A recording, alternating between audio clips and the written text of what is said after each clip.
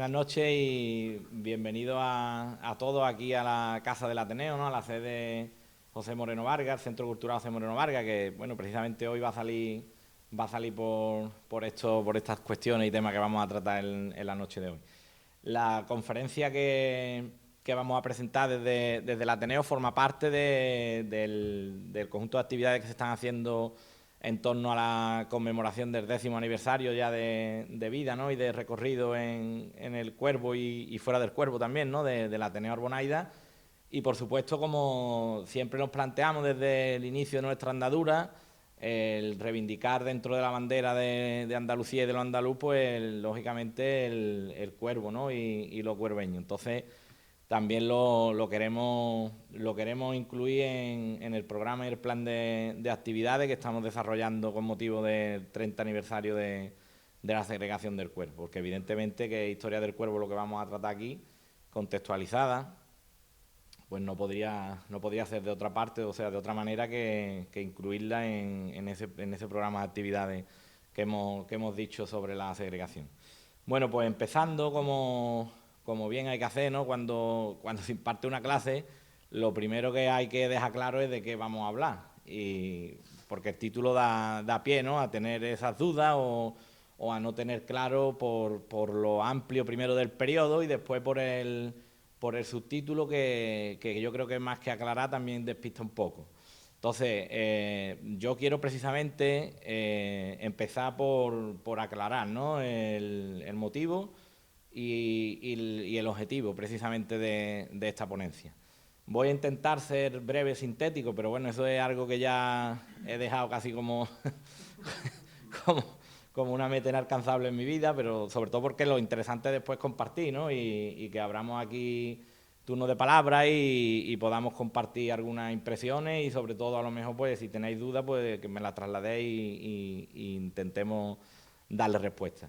Lo importante, como decía, es tener claro de qué vamos a hablar, ¿no? Y en este caso, como habéis visto, el título de la conferencia, que está lógicamente orientado a la historia del cuervo, lleva como primera parte el marco temporal, ¿no? Que es una etapa en concreto de la historia de España, que es la Restauración. Es un periodo que va después de reinar Isabel II, hay un breve periodo de tiempo que son 6 años en los que hay un montón de cambios muy rápidos, ¿no? en términos políticos en la historia de España, que es lo que se conoce como el sexenio democrático revolucionario. A partir de ahí se inicia una etapa que se conoce por parte de la historiografía como la Restauración, porque bueno, es la vuelta, ¿no? o la nueva venida de los Borbones desde el exilio, en este caso en la figura del hijo de Isabel II, de Alfonso XII, y por lo tanto pues el reinicio, ¿no? de una nueva etapa, eso sí, con la misma dinastía, con la misma familia, pero lógicamente con otros objetivos y con otras características, por lo menos que se van a intentar que fueran diferentes a lo que había sido el reinado de la madre. Eso sí, la madre, como dato curioso, nunca volvió a este país y es una cosa que peligrosamente tiene paralelismos con la con la actualidad, ¿no? Pues es verdad que son situaciones muy parecidas, pero bueno, vamos al libro, ¿no? Al tema. Ahí lo primero que os he puesto es como dato curioso, ¿no? Es una cosa que yo siempre le enseño a mis alumnos para que se queden con la conclusión de cuando hablamos de un periodo, ¿no? En concreto de eso es sobre los datos que tenéis ahí, reflejan una característica muy importante del reinado de Isabel II, que era la enorme inestabilidad política, ¿no? Uno viendo los datos que tenemos ahí por delante, el número de gobiernos que hubo durante ese periodo, que es un periodo que va desde el año 33, 1833 al 68, y en realidad como reina de hecho en la práctica, ella lo fue desde el año 43-44, primero hay un periodo de regencia en que es la madre la responsable, pero bueno, ella va a seguir el mismo camino en esta cuestión y como veis es una barbaridad, ¿no? Son 57 gobiernos, una media de gobiernos por año de 1,62, es decir, casi 2 gobiernos por año. Ahí veis, ¿no? El relevo de ministros por año era de casi 7 ministros cada año y si veis la duración de los gobiernos, desde una semana hasta un año hay la friolera de 39-44 gobiernos. O sea, es una barbaridad. Esto a uno la idea que le transmite es la enorme inestabilidad política que se vivía entonces en la España del siglo XIX, ¿no? Y lógicamente esto es una cuestión que se va a intentar solucionar, pero que va a costar trabajo, ¿no?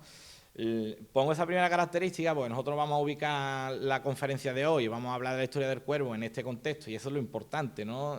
La historia local es una parte de la historia, ¿no? O no es una corriente historiográfica, pero sí es un campo de estudio que sobre todo tuvo en los años 80 un boom enorme y que, bueno, después casi que desapareció porque eso de estudiar la historia local como casi que se consideraba como de no profesionales o de algo que se dejaba ahí, ¿no?, para los eruditos locales, pero sí es verdad que bueno, ha tenido una especie de proceso o de resurrección y lógicamente dándosele un enfoque mucho más riguroso, serio y dentro de corrientes historiográficas como puede ser la microhistoria o lógicamente dentro de una historia más amplia que te ayude a ti desde la radiografía de lo más micro, ¿no?, a tener una idea de cómo los problemas de lo amplio o lo macro se reflejaban en la dimensión más cercana a la ciudadanía, que era lo local, ¿no?, y el poder municipal. Entonces, con esa vuelta de tuerca,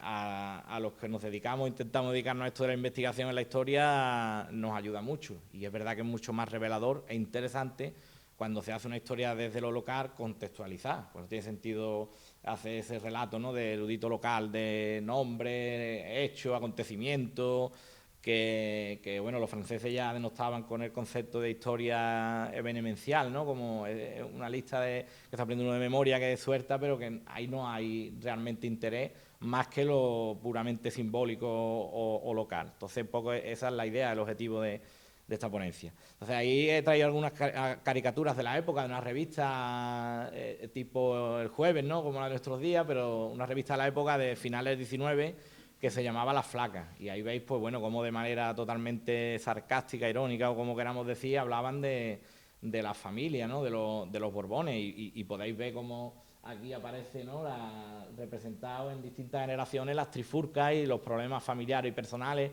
trasladados a la esfera de lo político, ¿no?, como eran los problemas entre Fernando y su padre, Carlos IV. Aquí veis a Fernando con su hermano, Carlos María Isidro, el que va a dar pie al carlismo, ¿no?, o mejor dicho, del que el carlismo va a acabar siendo su propio líder o, bueno, un movimiento, unas reivindicaciones salvadas a la distancia, evidentemente, que todavía hoy existen en la esfera de lo político. Y aquí, como veis, ya aparece Isabel con toda la corte y un poco representándonos esos problemas internos que, como digo, se acababan trasladando a la esfera pública y de lo político. En esta otra viñeta cómica, un poco menos cómica, valga la redundancia, lo que aparece representado es ese periodo de 6 años que va a haber entre el reinado de Isabel II y lo que nosotros vamos a utilizar como contexto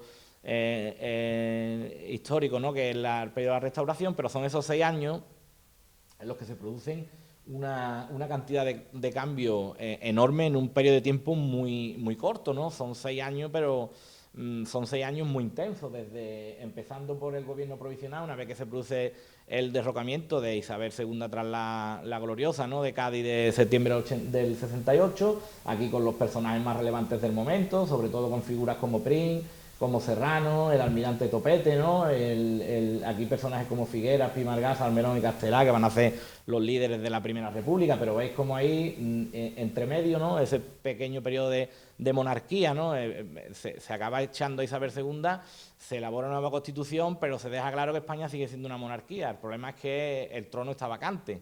Y al final lo que acaban es buscando en las cortes reales, en las casas reales europeas, a un candidato para ocupar trono español con la única salvedad que no fuera Borbón y lo acaban encontrando en Italia, ¿no?, en la casa de los Saboya. Pues este pobre Amadeo I, digo pobre porque no le dio tiempo prácticamente ocupar el trono, que en el año 73, a principios del 73, acabó marchándose, abdicando y dejando a España en manos de una fórmula nueva, inédita en España, como era la de la República, la Primera República, que prácticamente desde el momento inicial va a tener los días contados. Son 11 meses, 4 presidentes de la República, un montón de problemas de fondo, de contexto social y político-económico que evidentemente no se van a conseguir atajar, y eso es lo que va a hacer que, de nuevo, como fórmula también política muy recurrente en la época, que va a hacer que lo que veamos en el siglo XX no sea una novedad, ¿no? La injerencia del poder militar en la política, a través de pronunciamientos en el siglo XIX, hará que, bueno, pues Martínez Campos y compañía, bueno, Pavía primero en principio del 74 y Martínez Campos a finales acabarán llevando a cabo un pronunciamiento y derrocando la República, acabando con la República, derogándola y volviendo, lógicamente, a buscar otra vez la fórmula de la monarquía, y ahí es donde entra el personaje de Cánovas del Castillo, ¿no?, que es el que moverá los hilos para que sea el príncipe Alfonso, ya con los derechos de su madre, ¿no?, que todavía era reina, pues ella no abdicó, lo va a hacer en el hijo en el año 70, en el exilio, con los derechos ya en la mano, pues acabará llegando a España y ahí es donde se produce la restauración, ¿no? Y un poquito ligero porque lo que quiero es que tengáis esa visión, ¿no?, de recorrido de cómo se llega a la época en la que nosotros nos vamos a mover. Aquí tenéis otra ilustración, ¿no?, de la que se ve cómo se despide al rey Amadeo, ¿no?, con ese 191 en la espalda, que fueron los votos a favor de la fórmula republicana, ¿no?, cuando se reunieron el Congreso y el Senado conjuntamente y acordaron votar, ¿no?, el que se proclamara en España una república. Y ahí pues tenéis a todos los que, bueno, pues en cierta manera habían medio apoyado a Amadeo, ¿no?, como despidiéndolo, y aquí detrás pues aparecen los símbolos ya republicanos que anuncian lo que viene, ¿no? Y aquí, bueno, pues aquí su séquito como cargando ya el equipaje para marcharse a su casa de nuevo, que era Italia. Esto he querido ponerlo porque un poco nos hagamos una idea también de cómo las fuerzas políticas van a ir proliferando, ¿no?, cómo se va a ir organizando el espectro político, el panorama político en España, ¿no?, desde, bueno, pues el inicio, ¿no?, de la pugna entre liberales y absolutistas en el contexto de las Cortes de Cádiz, el contexto también de la Guerra de Independencia, y cómo a partir de ahí, ¿no?, el reinado de Fernando VII, el periodo de las regencias de María Cristina, ¿no?, su viuda, la hija Isabel II, ya Secesión Democrática y la Restauración, cómo se va produciendo, ¿no?, toda una serie de decisiones que es lo que va a ir dando lugar a que, bueno, ya a la altura de donde nosotros vamos a situar, que es en la Restauración, nos vamos a encontrar con un sistema político oficial en el que hay dos grandes partidos, el Partido Liberal y el Partido Conservador, que es lo que Cánovas intentó trasladar desde el modelo británico, ¿no?, a la España de su época. Lógicamente no se puede copiar y pegar, ¿no?, un modelo como el británico, que ya tiene un recorrido en la historia desde el siglo XVII, y pretender que aquí en España funcionara al mismo modo. Eso es lo que va a llevarle a él, por, digamos, lo bajini, para que nos entendamos, elaborar un sistema político real, que es lo que garantizaba, ¿no?, los engranajes para que ese sistema oficial funcionara. Y ahí entra pues el uso de la figura de los caciques, pucherazo, encasillado, ¿no?, y todo lo que conocemos de la literatura de la época, que denunciaron desde personajes como Galdós, ¿no?, hasta todos los miembros de la generación del 98. Entonces ahí vemos, por un lado, esos dos grandes partidos, y por otro lado, toda una serie de partidos que estaban fuera del sistema, desde los propios carlistas hasta, bueno, los republicanos, que van a surgir de los demócratas, que vienen de los progresistas, de los liberales. Es decir, como veis, ahí hay toda una relación, ¿no?, y un proceso que es lo que va a ir dando lugar a que ya la Restauración hubiera en España un gran abanico de partidos políticos, donde, en cierta manera, en el sexenio, en las clases populares tenían mucho arraigo, seguimiento, apoyo el republicanismo, pero un republicanismo entendido como algo mucho más cercano a lo que eran los demócratas y lógicamente defensores de la fórmula en estado puro de la República, que, bueno, con el tiempo va a ir generando también divisiones y escisiones entre los propios republicanos, hasta, bueno, llevar a una parte de los republicanos a integrarse en el sistema de la Restauración, aceptando el modelo de Cánovas y aceptando lo que en política se conoce como el accidentalismo, ¿no?, lo que hemos vivido aquí cuando se produjo la transición, y partidos definidos por estatuto y por tradición como republicanos acabaron defendiendo la monarquía, ¿no? En política se habla de eso como el accidentalismo que he dicho, ¿no? Es decir, de manera puntual o temporal vamos a defender esto porque funciona, ¿no? Las cosas terminan y ese accidentalismo, pues en algunos casos se acaba convirtiendo en algo consolidado, y eso también se produjo en el periodo de la Restauración. Entonces, bueno, pues ya hablando un poco de la Restauración, a grandes rasgos ahí tenéis también, a mí me gustan mucho las imágenes porque la mayoría de las veces dicen más que cualquier retahíla de palabras o texto que podamos leer, y en ese caso ahí veis pues una de las características de este sistema bipartidista, ¿no?, en el que hay dos grandes partidos, y ahí tenéis a Cánovas y Sagasta, ¿no? En realidad lo que representan estas viñetas es el turnismo, ¿no?, cómo hay un acuerdo no escrito entre ellos que consiste en que, para garantizar esa estabilidad que no hubo antes, que no hubo en todo el siglo XIX, que es una gran preocupación para Cánovas, vamos a acordar que los dos vamos a respetarnos en ese turno en el poder y así pues no vamos a cambiar los gobiernos como se hacía tradicionalmente, por ejemplo en el reinado de Isabel II, que era a través de pronunciamiento. Entonces, eso es algo que Cánovas se marca como el principal objetivo y es algo que tradicionalmente la historiografía española ha defendido, bueno, digo defendido como que ha aceptado, ¿no?, que era un sistema que tenía esa característica de estabilidad, pero que cuando uno se mete a investigar, y es algo que desde 10, 15 años aquí cada vez se defiende menos, ¿no?, esa idea tradicional de que la restauración tenía esa característica de estabilidad, es que uno se va a los datos de la participación electoral de toda la población que podía hacerlo, ¿vale?, que eso es otra cosa, y nunca hubo unas elecciones en las que hubiera una participación mayor del 25% del electorado. O sea, que eso también te dice algo, ¿no? O te está mostrando que, bueno, ahí falla algo, ¿no? Ese sistema tiene mucho todavía que mejorar. Evidentemente no se puede implantar un sistema con estas características de la noche a la mañana, ¿no?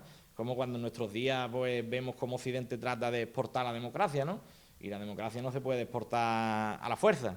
Entonces, las circunstancias de los países, las características, el recorrido histórico, es que todo eso influye. Y aquí, en el caso de España, es lo que ocurrió. Ahí veis también, ¿no?, aquella quizás también sea muy ilustrativa, ¿no?, como en las Navidades del año 80, en esa revista que era El Loro, aparece Sagasta sirviéndole a Cánovas y a los conservadores, y en las Navidades del año siguiente al revés. Ahí lo que nos está diciendo es, hablando, ¿no?, mostrándonos gráficamente ese turno, que es lo mismo que aquí. Lo que pasa es que, bueno, aquí veis que ahí Sagasta está cocinando el cardo gordo, como pone, la sirvienta y la machacada y la explotada, detrás de la espalda le pone España, y en este caso lo que han hecho es cambiarse, ¿no? Eso era de manera ilustrada, ¿no?, cómo se representaba este sistema de la restauración. Aquí lo que veis era pues todo lo que comprendía el sistema de la restauración, desde, bueno, como veis ahí el famoso sufragio universal que va a implantar Sagasta, ¿no?, líder de los liberales en el año 90, 1890, sufragio universal masculino, y como aparece detrás, ¿no?, toda la retahíla de elementos, componentes y características que tenía el sistema de la restauración. Llama la atención mucho la gente que más aquí, ¿no?, como medio tapado con una porra. Eso era la banda de la porra, como se conocía popularmente, que eran los que hacían el trabajo sucio a los partidos cuando llegaban las elecciones y cuando interesaba que en algún núcleo de población, algún pueblo, municipio o colegio electoral los resultados fueran los que fueran, pues al final, cuando no funcionaban otro tipo de estrategias, se acudía a la violencia física, y esta gente eran los matones de esos partidos. Hay por ahí una miniserie, ¿no?, una película que hizo Radio Televisión Española del asesinato de Prim, en que estas cuestiones se ven. Aparece por ahí Gardó, ¿no?, y todo el Madrid de la época, y esto de la banda de la porra aparece muy bien reflejado. Y ahí estáis viendo, bueno, pues cómo funcionaba esto. Por aquí todos los escrutinios electorales, que eran también formas de falsificar los resultados de las elecciones. Es decir, cuando no salía lo que queríamos, directamente nos íbamos al acta y se falsificaba. Eso está más que demostrado, ¿no?, porque había un sistema político oficial que era el turnismo, que tenía que garantizar que se turnaran en el poder, y un sistema real por debajo que tenía que conseguir que eso fuera así. Entonces, bueno, pues eran dos sistemas o dos caras de la misma moneda que lógicamente se tenían que complementar. Y aquí, bueno, un poco también representando a esa España real, ¿no? Aquí veis hablando de las trampas electorales, ¿no?, publicado en revistas de la época. Cuando aquí el cura párroco nos dice: ¿habéis votado ya los candidatos que os recomendé? Y dice uno: sí, padre, 4 veces. O sea, y por ejemplo, ahí ve con el policía y dice: ¿cómo puede ser en este colegio solo han entrado 18 votantes y en el escrutinio salen 173 votos? Dispense usted, pero yo no soy de este distrito. Así que me dice: circula y a mí no me... Y bueno, y la otra es más que reveladora, ¿no? Como directamente, antes de la batalla electoral, pues se acudía a los cementerios a completar el censo electoral con nombres de difuntos, y eran los funcionarios locales y de la policía los que entraban vestidos, votaban con el nombre del difunto, salían, se cambiaban de ropa y lo mismo. Y eso buscando el resultado que se pretendía, ¿no? Aquí tenéis un texto que es del año 99, que es un poquito largo, pero bueno, es muy revelador del funcionamiento. Es decir, aparte de todas estas ilustraciones, también está la literatura, como he dicho antes, de muchísimos escritores, intelectuales de la época que denunciaban, bueno, Valentí Almiral, un personaje de mucha relevancia en el catalanismo de la época, denunció en su libro, ¿no?, España tal y como es, cómo le había tocado ver a su propio padre votar más de 5 veces en una jornada electoral cuando el padre ya vaya un montón de años muerto. O sea, eso nos lo encontramos en la literatura de Gardós también muy bien reflejado, pero hay textos como este que son muy directos, ¿no?, y muy reveladores de cómo funcionaba el sistema. Un sistema en el que cuando, bueno, la pieza clavera, en este caso también es jefe de Estado, ¿no?, el rey, que en el momento que el gobierno de turno tenía cierto desgaste o había que cambiar, era el que encargaba formar gobierno al partido de la oposición, y además el que dejaba claro al partido en el gobierno que tenía que organizar las elecciones y encargarse de que el otro fuera el que tuviera la victoria. Y ahí es donde se empezaba a poner en marcha el funcionamiento, ¿no?, desde el Ministerio de la Gobernación, Ministerio del Interior hoy, ¿no?, con los gobernadores civiles, los gobernadores civiles con los caciques con los ayuntamientos, y así funcionaba el sistema. Y por eso se habla, ¿no?, se hablaba tradicionalmente de que el sistema de la Restauración tuvo esa característica de estabilidad. Cuando hablemos ahora del periodo, por ejemplo, poniendo el ejemplo del Cuervo, vaya a ver, Lebrija al Cuervo, ¿no?, vaya a entender perfectamente que una característica fundamental de esta época es la enorme conflictividad social que hay. Y eso no quiere decir precisamente que haya estabilidad y normalidad en lo político, ¿no? Yo quería empezar también dejando claro que cuando hablamos de todas estas cuestiones, ¿no?, como habéis visto en el subtítulo, aparecen conceptos ahí, ¿no?, que suelen ser muy recurrentes en la sociología, ¿no? Esto también es otra cosa que las nuevas corrientes historiográficas defienden, ¿no?, que es la interdisciplinariedad, ¿no?, que no nos movamos cada uno este es mi campo y yo no miro para los lados, aunque haya una relación más que evidente, ¿no? Ciencia política, filosofía, historia, filología, ¿no?, y sociología, pues, al final todo alimenta, ¿no?, a todo cuando estamos investigando algo, ¿no? Una época, por ejemplo, en la que las cosas no funcionaban de manera independiente, sino que evidentemente todo va de la mano. Entonces hay de la sociología, ¿no?, y dentro de la corriente historiográfica que es la historia social, o la metodología de trabajo que usa la historia social, hay estos tres conceptos que son muy importantes para entender algo más que evidente, y que es lo que vamos a tratar de poner sobre la mesa. Aquí nos vamos, por lo menos desde mi propia aportación, ¿no?, y humilde aportación, yo no traigo en realidad nada que ya no se haya puesto en conocimiento, ¿no?, de la población del Cuervo en otras tantas conferencias y demás que hemos hecho, sino que en realidad lo que hay es una especie de vuelta de tuerca y de reinterpretación para entender cómo en realidad lo que pasa en el Cuervo, o lo que estaba pasando en el Cuervo, forma parte de lo que estaba pasando en la sociedad andaluza en general, y sobre todo en una parte de la sociedad andaluza que son las clases populares y que son los jornaleros, que es donde se están produciendo todos estos procesos primero de sociabilidad. Segundo, algo muy importante que es la socialización política o la politización, ¿vale?, un concepto muy denostado hoy día, pero que bueno, es que el uso que se le da hoy día desde luego demuestra que no se conoce la etimología de la palabra, ¿no?, o desde la sociología lo que se pretende con ella. Y después, por otra parte, lógicamente, dos conceptos que van de la mano: la ciudadanización, es decir, cómo las clases populares van tomando esa conciencia de que forman parte o son ciudadanos, ¿no?, con lo que ello implica, ¿no?, a la vieja idea de las polis griegas o de la Atenas clásica, ¿no?, que es los derechos, ¿no?, y en este caso derechos civiles, derechos políticos, derechos sociales. Y ahí es donde vamos a hablar nosotros y vamos a meter en nuestro caso la figura de José Moreno Vargas, dentro del anarquismo del Bajo Guadalquivir en Andalucía, y por supuesto a través del instrumento que fue muy popular desde finales del 19, de organización me refiero, que eran los Ateneos. Y ahí se entiende a la perfección por qué ocurre esto aquí. O sea, que no es algo completamente original a lo que me refiero, pero que sí se explica en el contexto, y eso es realmente lo importante. Entonces vais ahí viendo, nos vamos ahí a los plenos del Ayuntamiento de Lebrija y vais ahí viendo cómo se respira. Vamos a hablar también de Azorín, ¿no?, de la visita de Azorín a Lebrija en el año 1905, y vais a ver a la perfección cómo se está viendo latir esa conflictividad. O sea, que el problema está ahí. Que la gente no participe de la política no quiere decir que la gente no esté politizada en ese sentido, ¿no?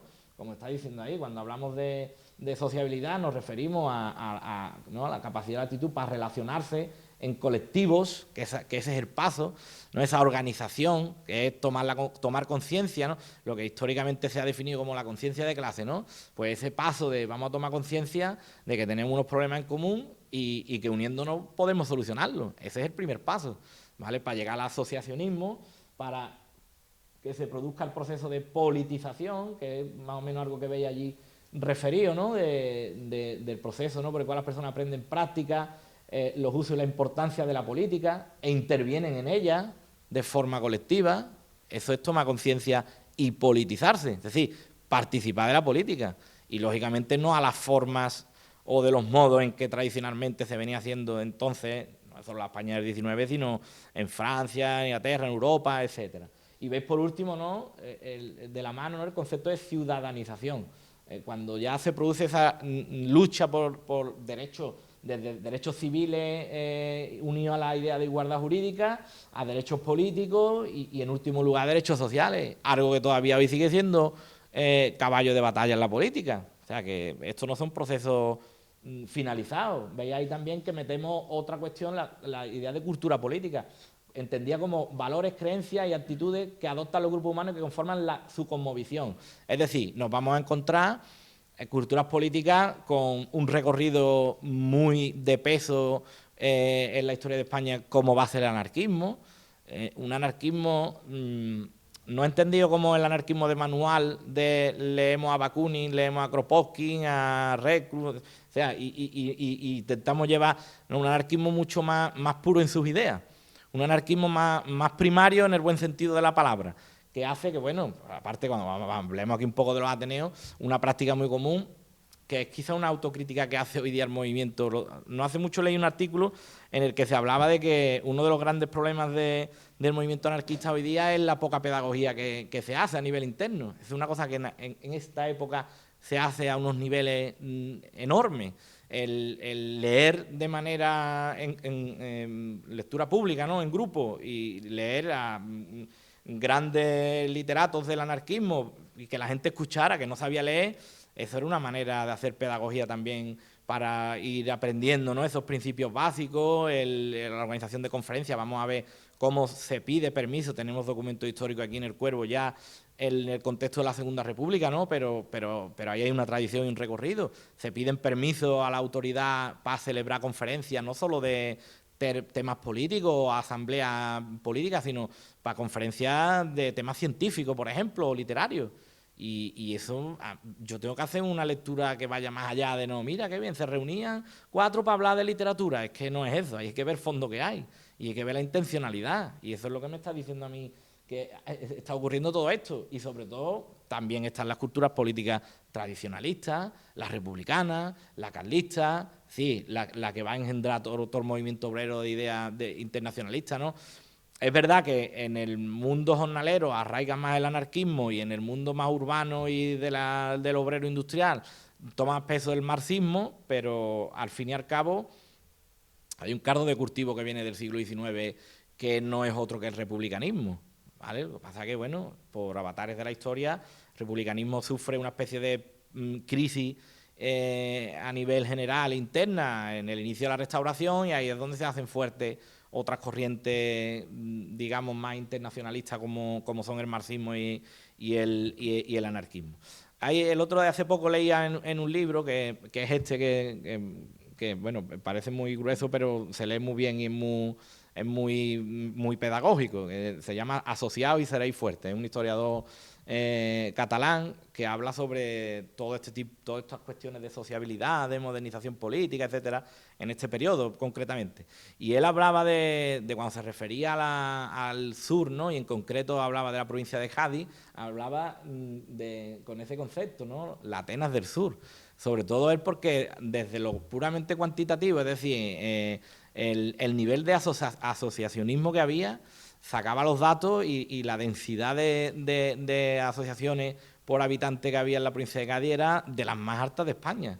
O sea, es muy curioso y es además también muy revelador, pero no solo refiriéndose a Cádiz capital, refiriéndose a toda la provincia. Y yo precisamente lo he puesto porque nosotros formamos parte de ese marco. O sea, lo de las provincias es algo puramente artificial. Me refiero a que es una creación que se hace desde lo administrativo, copiando el modelo francés, y que evidentemente no tiene, o tiene muy poco de idiosincrasia en cuanto a grupo humano y a cultura política, ¿no? O sea, nosotros, al fin y al cabo, estamos más en ese marco que en el marco de lo que ocurre en la provincia de Sevilla. De hecho, vaya a ver, cuando hablemos en concreto ya de Lebrija Cuervo, como hay muchísimos ejemplos de movimientos de huelguísticos, de convocatoria de huelga, de manifestaciones, de personajes que van y vienen, que se mueven en un ámbito en el que se integra perfectamente o se crea una especie de red de comunicaciones que va desde la Sierra de Cádiz hasta aquí y a Lebrija. Entonces, hay más relaciones políticas en todos los sentidos con esa parte de la provincia de Cádiz que con, por ejemplo, la ciudad de Sevilla y todo lo demás, porque además es así, ¿no? Nosotros estamos aquí en el sur y para encontrar el primer gran núcleo de población en la provincia de Sevilla tenemos que hacer unos cuantos de kilómetros. O sea, en la época nos vamos a las Cabezas, bueno, las Cabezas tampoco era un núcleo ya considerable, era Utrera. Y ya de ahí hasta Sevilla, ¿no? Entonces tenemos mucho más cerca y además el Cuervo es un ejemplo de esa unión, ¿no? De toda la población que se va moviendo desde Cádiz y que se va a sentar aquí. Bueno, he puesto ahí 3 fotos de ciudades del siglo XIX, como son Cádiz, ahí a Jerez y ahí Arcos de la Frontera. Bueno, Arcos porque la conozco un montón en las investigaciones que he hecho y evidentemente también porque era una ciudad, la ciudad por antonomasia de peso de la sierra de Cádiz. Pero bueno, ahí hay un rosario de ejemplos de movimientos y de organizaciones y de asociaciones en los pueblos de la sierra de Cádiz que es alucinante, y por eso se refería Ramón en su libro a la provincia de Cádiz como la Atenas del sur en este periodo. Siguiendo un poco, aquí vamos a empezar ya a entrar en detalle en lo que queríamos aquí ya pararnos un poquito más, ¿no? Aquí hay muchas cosas, además si veis son 46 pantallas, yo voy a tratar de no liarme mucho, pero sí quiero por lo menos poner sobre la mesa la situación, ¿vale? Y poner sobre la mesa la situación de hasta ahora lo que hemos investigado, lo que hay y lo que creemos, ¿no? que nos muestra. Esto todavía hay mucho camino por delante y mucho que recorrer. Por eso es importante, como siempre decimos en cualquier conferencia, y no perdemos la oportunidad de que tenemos que tener un archivo, porque todo esto al final están los archivos. Y ahí vais a ver el primer ejemplo, ¿no? Que son las actas del Pleno Municipal Extraordinario que se convoca en Lebrija el 9 de marzo de 1882, y eso de AML es Archivo Municipal de Lebrija. Es decir, esto está sacado del Archivo Municipal de Lebrija, lógicamente. Entonces, bien, yo lo que quiero un poco con esto es que veamos, que tengamos la idea de los problemas que hay, ¿no? De esa realidad social que no se ve, que no aparece en los grandes manuales de historia, donde se habla, ¿no? De la restauración y de Cánovas del Castillo como un gran estadista que tenía el Estado en su cabeza y Sagasta y todas las características así, ¿no?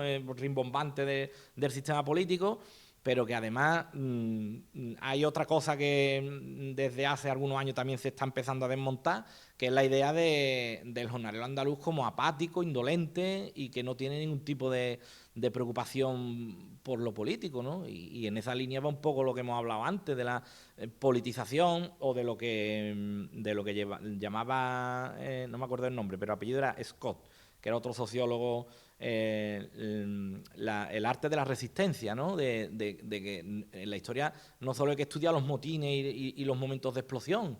A lo mejor es más importante todo lo que hay antes que ese momento puntual de explosión, ¿no? Cuando está latiendo ahí el conflicto y a lo mejor otro tipo de manifestaciones que no son tan explosivas, pero que sí están demostrando o están haciendo ver que hay un descontento ahí. Y de eso está la historia llena de ejemplos. Lo que pasa es que siempre hemos mirado a la Revolución Francesa y cuando le cortan la cabeza al rey, ¿no? Pongo como ejemplo porque... pero es que antes de eso hay un largo recorrido y hay muchos signos y evidencias que están diciendo que algo está pasando. Y eso es lo que nosotros vamos a tratar de ver, ¿no? en estas cuestiones. Mira, por ejemplo, en ese pleno que se convoca de carácter extraordinario, el objetivo o el objeto del pleno, dice, no es otro que de ocuparse del asunto que hace tiempo está preocupando a la población entera. O sea, la conflictiva situación en que se encuentran centenares de braceros cuya subsistencia depende únicamente de las faenas agrícolas. El poder tiene una única preocupación, que es el mantenimiento del orden público. Ahí son sinceros. Tú lees la acta de los plenos, toda la literatura y son sinceros. O sea, la preocupación que hay de cómo se reconoce en la época los grandes contribuyentes, que esto también es algo a cuestionar, ¿no? Pues ahí vamos a dar una pincelada sobre algo que yo sí conozco mucho, que es el tema del impuesto de los consumos, ¿no? Y de esa idea manida, ¿no? De grandes contribuyentes. Bueno, espérate, vamos a ver cómo funciona eso de reparto de impuestos y cómo se gestionaba, y al final lo de esos grandes contribuyentes, a lo mejor hay que ponerlo en cuestión o en duda, pero bueno, esos son los grandes contribuyentes, al final son los que en la mayoría de las ocasiones no figuran en las corporaciones locales, pero sí son los que controlan el poder municipal, el poder local y sus distintas expresiones, ¿no? Desde el ayuntamiento hasta los juzgados, allí donde haya pueblos como, bueno, como Lebrija, como he dicho antes, el caso de Arco, ¿no? Y otras tantas instituciones.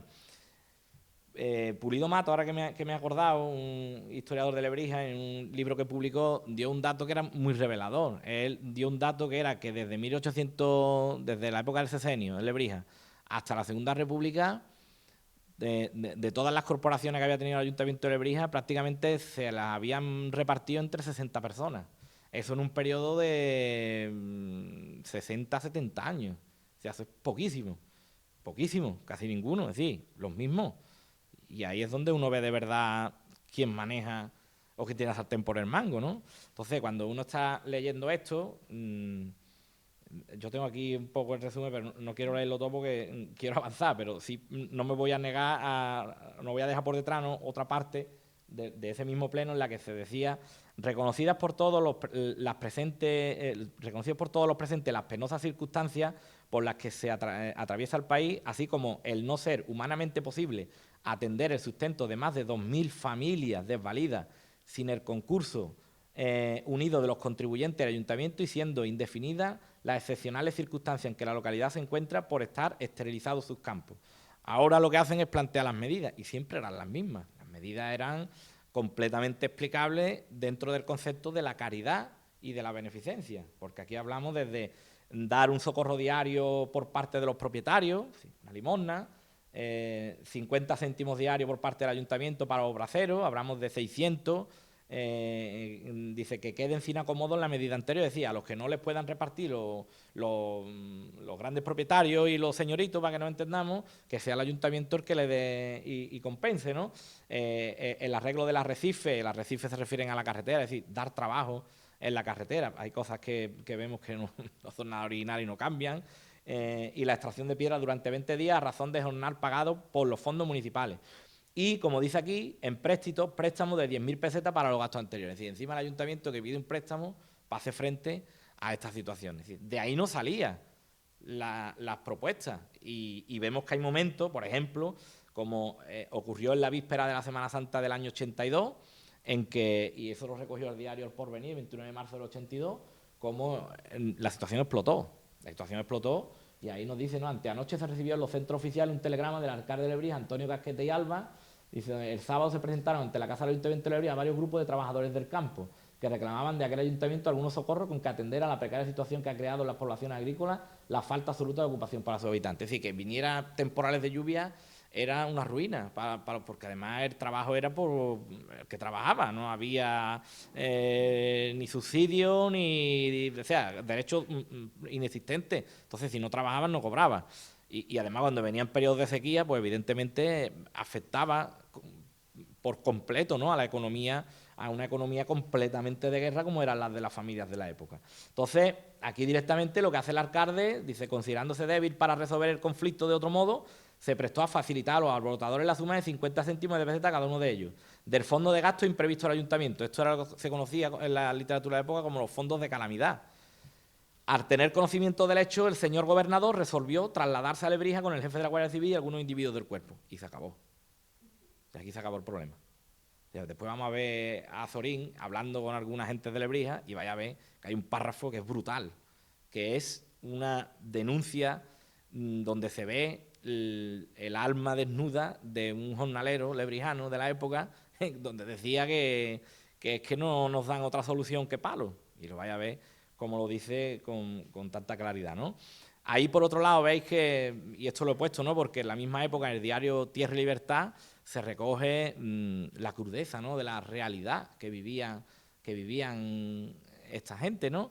Cuando dice, los más débiles, mujeres y niños, salían por esos campos en busca de hierbas para alimentarse, que no encontraban porque a los animales les pasaba lo mismo. O sea, esto es brutal, ¿eh? Y eso era la realidad de la población. La necesidad es tan grande que muchos proletarios salen al campo en busca de caza sin reparar en leyes y formas. Y aquí hay una trampa en la que cayó gran parte de la literatura o gran parte de la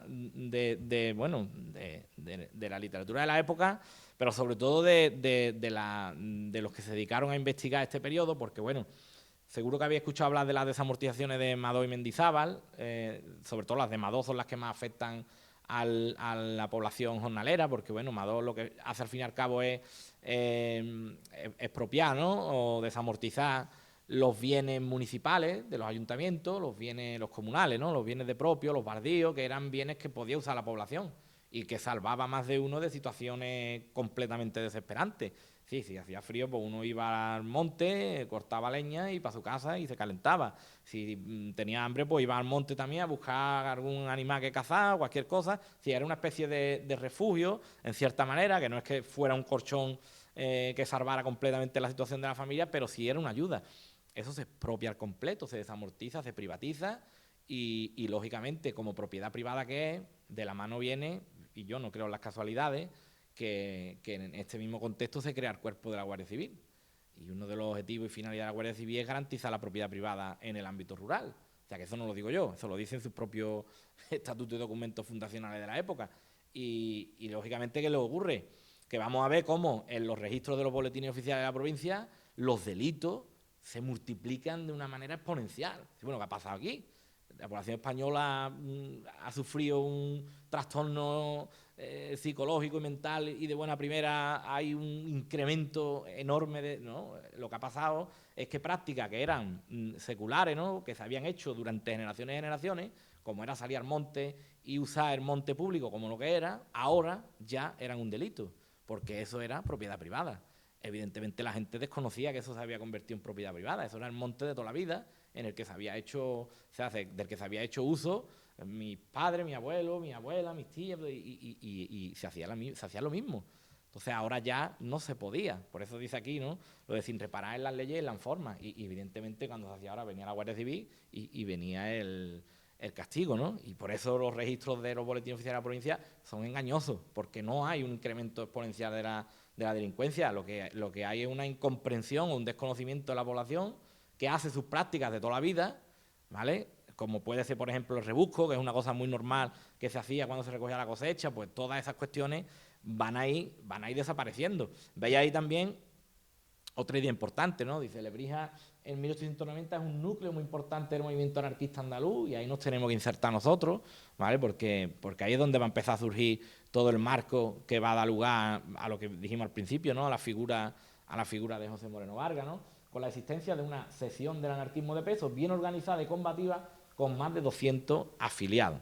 Y ahí aparece el famoso episodio del asalto, ¿no? A campesinos a Jerez de la Frontera. En el año 1891, muchos anarquistas procedentes de Jerez de la Frontera, donde se encontraba uno de los personajes de más peso de entonces, que era Félix Grábalo, se reunieron en Lebrija con anarquistas lebrijanos para coordinarse precisamente para ese alzamiento popular que hubo, en el que durante más de 24 horas Jerez de la Frontera estuvo tomada por los jornaleros. O sea, aquello fue algo que impresionó tanto que el propio Blasco Ibáñez hizo una novela, que es La Bodega, en la que lo que él hace es relatar los hechos que ocurrieron en Jerez en 1892, bueno, en los entornos de Jerez. Por eso digo que el marco en el que nosotros nos movemos tiene más relación con, por ejemplo, Jerez, ¿no? El marco de Jerez, ¿no? Algo que precisamente, o donde precisamente se ha incluido también no hace mucho a Lebrija, ¿no? Con esto de los vinos, pero con la extensión incluso de la Sierra de Cádiz. O sea, cuando se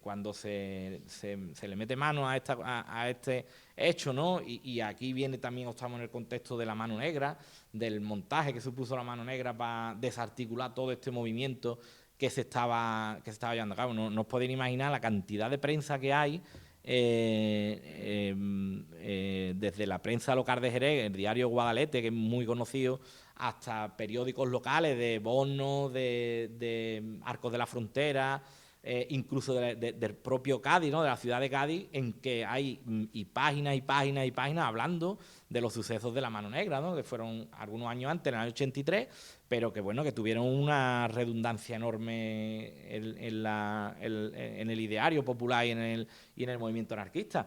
De hecho, es que en Arcos, en el año 83, se establece una audiencia de lo criminal, en Arcos de la Frontera. Una audiencia de lo criminal. O sea, no es un juzgado de primera instancia, no, una audiencia de lo criminal. Y es que van a cortar cabezas y a desmontar lo que era una evidencia que ya existía en la zona. El 10 de enero del año 92, la Guardia Civil detuvo a los dirigentes anarquistas esto lo tengo aquí, de Arcos, San Lucas, Jerez, Puerto Santa María, Borno, Montejaque, Grazalema y Lebrija. O sea, todos pueblos de la provincia de Cádiz y Lebrija. O sea, ahí lo que quiero que veáis es la red, ¿no?, que existe. Yo traía aquí otro libro que es un libro, se llama El nacimiento de la política moderna en España, es de un investigador extranjero, Guy Thompson. Su título es Democracia, Asociación y Revolución, 1854-1875. Él aquí habla del famoso levantamiento de Loja, y Loja en Granada. Y diréis, bueno, y Loja está lejos, de aquí. Bueno, pues hay unas enormes conexiones, tanto que van a hacer que el que sale perdiendo de allí, que es el famoso Rafael Pérez del Álamo, que llegará a Sevilla y se acabará sentando en Arcos de la Frontera. Y en Arcos de la Frontera va a formar un sindicato y va a ser una persona ya en retirada, es verdad, pero todavía con una influencia enorme. Él se definía a sí mismo como socialista, pero hay que entender el contexto que él lo hacía y en la época, ¿vale? Estamos hablando de último cuarto del siglo XIX, en que no tiene nada que ver el concepto de socialista con lo que, bueno, nos podemos hacer a la idea a lo largo del siglo XX y ni siquiera ya muchísimo más lejos de lo que hoy es. Pero a nosotros nos dice mucho ese movimiento, ¿no?, esas comunicaciones que había. Y eso es lo que yo quiero que entendamos, ¿no?, de cómo Lebrija está completamente conectada con la zona que estamos hablando. En el año 94, ya un poquito más, aquí meto otro ejemplo de esa conflictividad social que llega a explotar y en la que hay violencia. Veis que con el tema, los consumos eran un impuesto, salvando la distancia y todo, que podemos equiparar a lo que hoy día es el IVA. ¿Qué pasa? Que el IVA es universal, prácticamente para todos los bienes. Los consumos no lo eran, los consumos eran para los bienes básicos. ¿Qué pasa? ¿Qué se entiende por básicos? Pues ahí es donde estaba el debate, pero sí es verdad que los más consumidos eran los productos que se gravaban. ¿Dónde está aquí el secreto y el problema? En la forma de recaudarlo. Porque, claro, la idea de Estado que nosotros podemos tener o de administración del Estado no tiene nada que ver con la que tenemos hoy día. Y hay siempre un factor clave, que yo es una cosa a la que le puse el título esto, haciendo un poco así un juego periodístico, ¿no?, de la batalla de la información. Y es que la verdad, siempre la información ha sido poder. Y en este caso había una cuestión. Si el Estado hacía el sistema de recaudación básicamente se hacía por encabezamiento.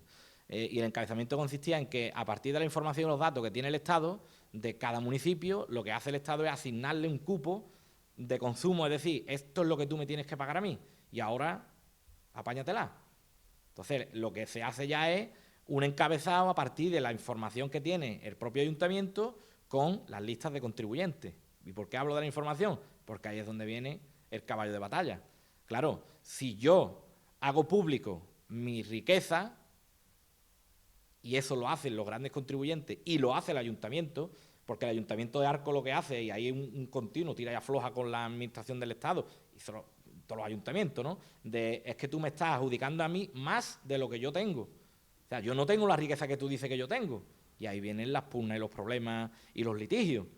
Pero es que después a nivel interno también está ese tira y afloja de que los grandes propietarios, la gente que es propietaria, tampoco declara los bienes y las riquezas que tiene. Y ahí vienen los procesos de amillaramiento, es decir, vamos a intentar recabar esa información para saber lo que tiene cada uno y a partir de esa información adjudicarle una cantidad. Claro, eso generaba unos conflictos enormes, porque lo que el ayuntamiento no recaudaba a través de ese cupo de consumo, lo descargaba ¿en quién? Lo descargaba en las clases populares.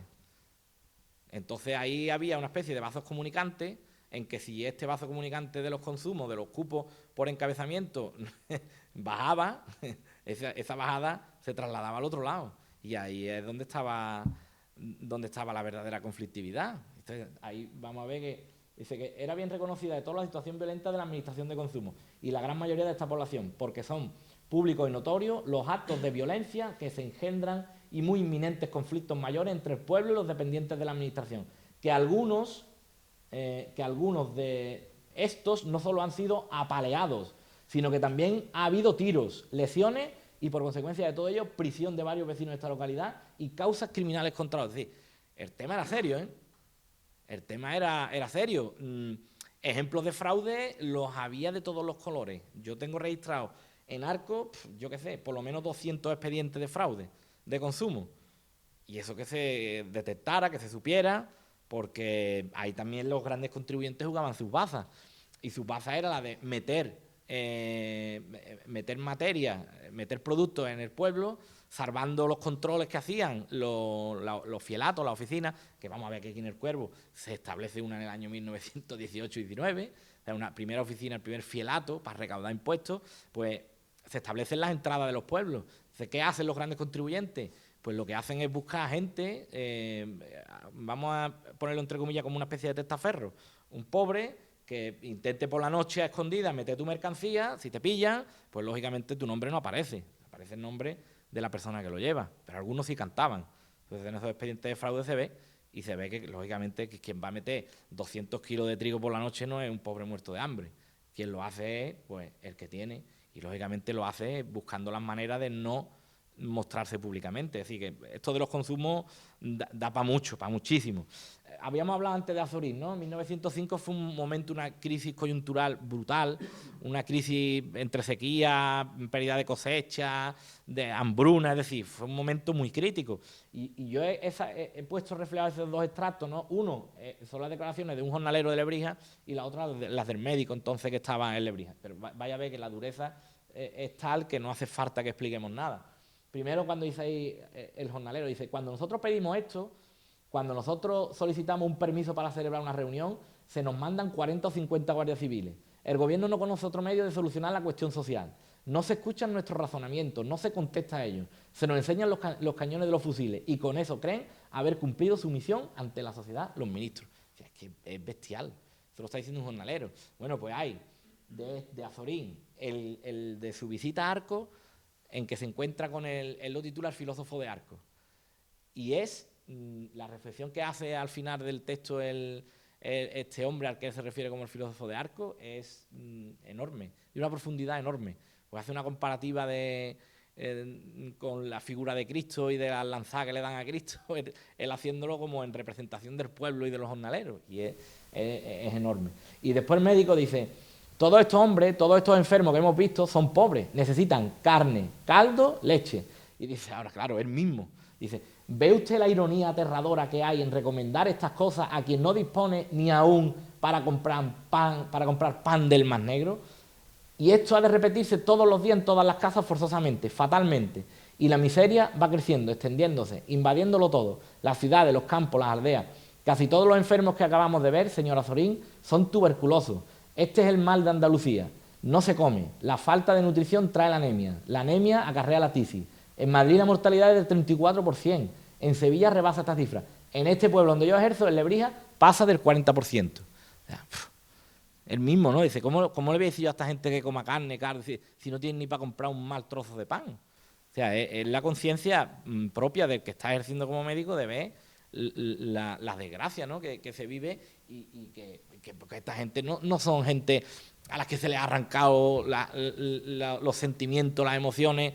Evidentemente es lo que hace que al final vaya a surgir todo este movimiento, ¿no? Por eso al final lo que nosotros encontramos en este contexto, ¿vale? Ya llegando a finales del siglo XIX, es una situación en que, bueno, el texto de Azorín nos sobra, ¿no?, para entender el contexto social, político y económico, pero ahí veis un dato muy importante, ¿no?, cuando dice que la característica principal de Lebrija, ¿no?, la concentración de la propiedad de la tierra, que existen más de 20.000 hectáreas en las marismas y baldíos sin cultivar, la escasa o nula diversificación de la economía lebrijana, existe un numeroso campesinado, el 80% de la población activa, viviendo siempre al borde de la miseria y del estallido social, y mantenimiento de una sociedad dual, son las características dominantes de la historia de Lebrija, y ahí es donde incluimos el cuervo. Entonces veis en este mapa, por ejemplo, un mapa donde se ve la leyenda, ¿no? Lo que tenéis rayado son lugares donde más del 50% del término municipal tiene fincas de más de 250 hectáreas. Es que esto nos ayuda a entender a la perfección también. Vamos a ver otro documento, que es la memoria que el alcalde de Lebrija en el año 1919, como todos los años tenía que hacer, mandaba al gobernador civil. ¿Dónde le va a decir al gobernador civil? Yo tengo la solución.